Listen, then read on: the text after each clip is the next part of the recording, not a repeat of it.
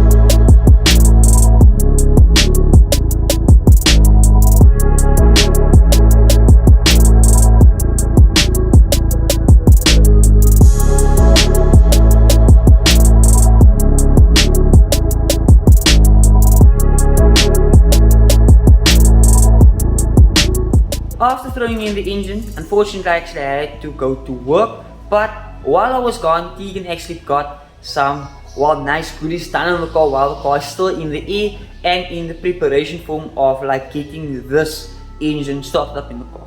I'll show you guys.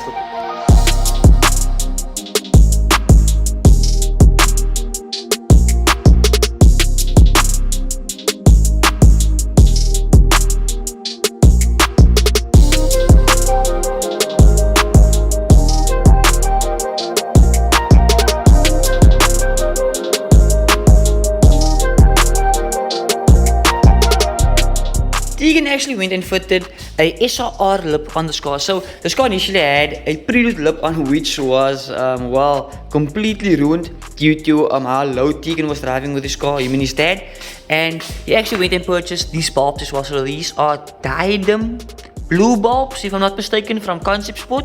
If you would like to get your hands on these bulbs, everything will be in the description down below regarding Concept Sport, his number as well as his Instagram and Facebook page. You guys can check him out. He has a few nice Honda goodies for sale, and these bulbs definitely finish off Tegan's car, especially with the color. It corresponds amazing with the color. We first featured these bulbs on Jody's B18, and with the silver it even looked amazing. I'm sure with the white it will also look amazing, but with this color, just the cherry on the cake. So while I was gone yesterday, they literally didn't do much. This mounting right here was actually completely trash, so they went and purchased a brand new side mounting right here. This or the cause of this mounting right here made the engine tilt into the bonnet right here. So that's the reason why I used the script on this valve cover. We reused the old B18 valve cover due to this valve cover is in a very good state, and me and Tegan will do a repaint job or a paint job on the other valve cover he has, and I'm going to do a paint job on the other valve cover I have. So we're gonna do that, but thus far I'm extremely happy with the progress thus far. We are currently looking for a branch for Tegan as well as exhaust. If any of you guys are actually stripping a Honda or in the process of selling your branch or your exhaust, do hit us up, because we currently gonna still roll with the factory system on this car, the factory manifold and the factory exhaust, but we would like to actually have a branch on this car. Because it's a B20, I would like to have a branch on this car, but do comment down below, support us if you guys know someone who's selling a complete setup do send me a message at Litbit Customs, or I'll link Tegan's details on the screen as well. You can just message him directly as well. This far, I'm extremely happy with the progress on this car. I don't know why a lot of people are against the B20. It's the easiest way to actually gain power. These are not very strong blocks, to be honest. The B18 and the B16 blocks are stronger than these blocks because they can take more punch, but well, a bang for the buck, B20 is the way to go. We can expect to have this car on the road in the upcoming week. I'm still currently working today and tomorrow, so I won't be actually having any time to invest sometime on this car or no my cars.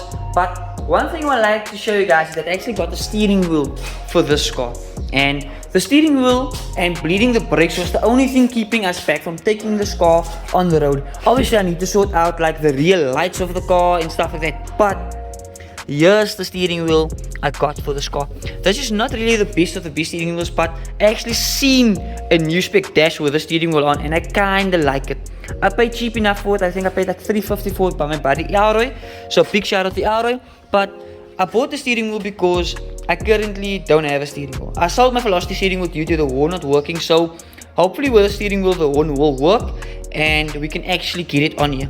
I do have the adapter because this is actually a bigger spline compared to that one right there. As you guys can see the comparison, that one's quite smaller, so you get like an adapter. I'm not sure if you guys know that, but you get an adapter you can put on here with a spring behind it, and you can fit any other Volkswagen steering wheel or most of the Mark 1 steering wheels on your car.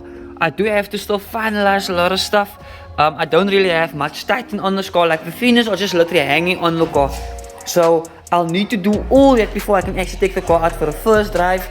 I need to get the taillights working as well, so we have a hectic upcoming week for us to get this car just like on the road, because well, in November I would really like to take this car out for our first drive, because I feel like first drive will be very vital. And I'm not entirely sure how you guys feel about this, but I was thinking of selling the Dictator on this car because with my experience with the Dictator on my B20, I didn't really love it. It's not, I wouldn't say it's not reliable, but I think I like the fact of the cold start and everything on the original issue of the car, and maybe just chip it on top of that. Like, I'm not going for crazy power on this car, but I would mainly just like reliability. If I was doing a race build, it would have been another case where you're literally just focusing on power figures. But in this situation, I'm focusing on, like, I would still like to not daily the car, but like get in the car and drive. And if any one of my friends would like to get in the car and drive, it will be no hassle. I have something else to show you guys. I'm sure you guys can probably saw it in the background of this video already, but let me show you guys.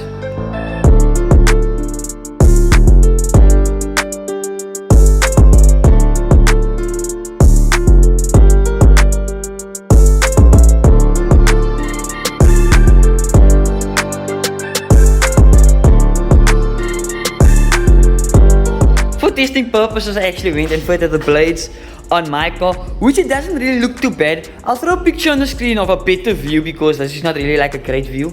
And I threw the spoons on my dad's car, so there was actually a slight vibration on my dad's car, which we're not really happy about. That was since before the incident and after the incident.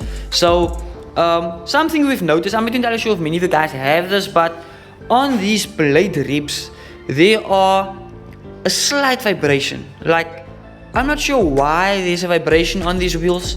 Like on the previous set of ribs we had the same vibration, which we're not really fond of. So I fitted the blades on this car. I've noticed around 120 there's like a slight vibration and it goes away.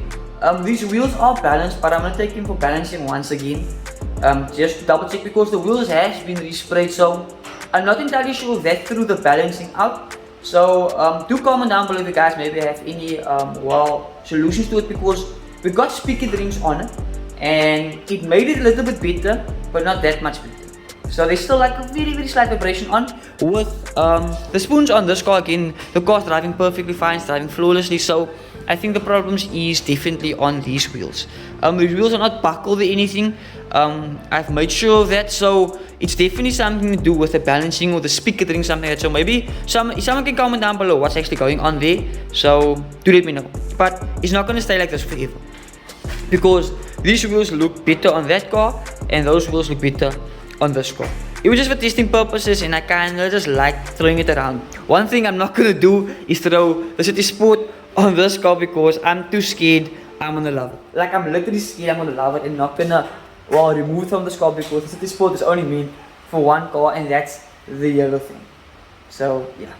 I know you guys have also been requesting a video with Fred. Fred, he's on the road to recovery. Fred is doing better and looking better since the day of the accident. So it has been like a week and a half since the accident, and he's doing outstanding. So we are going to do a upcoming video with him just to like confirm that he is fine and to explain to you guys how he's doing as well, because I know a lot of you guys are actually concerned about Fred and we really appreciate it. And from Fred's side, he sends much love to all of you guys out there for being concerned with his health and with his recovery. So we just extremely thankful.